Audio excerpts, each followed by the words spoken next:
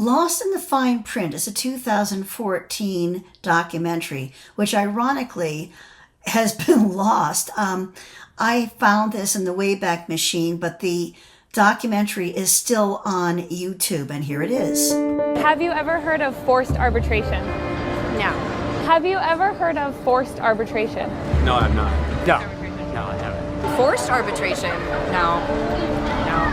Have you ever heard of forced arbitration? Forced arbitration. I've heard of arbitration. I don't know if I know what forced arbitration means. Imagine you've just stepped into the ring for a prize fight, only to learn that the referee and the judges are employed by your opponent.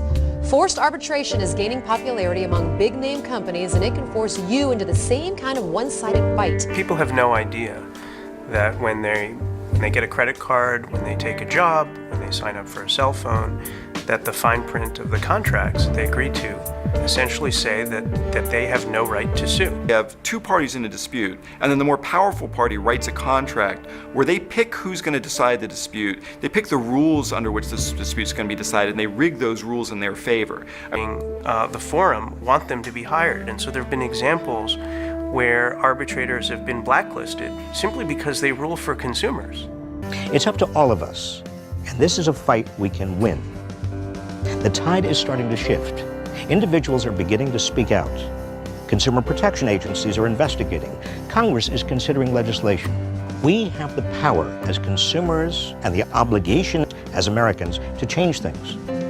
Join our campaign. Spread the word to family and friends. Sign petitions. Get on Twitter and Facebook. Tell public officials forced arbitration violates our core democratic principles. Please sign Senate Bill 1376, Forced Arbitration and Justice Repeal Act. Please, please.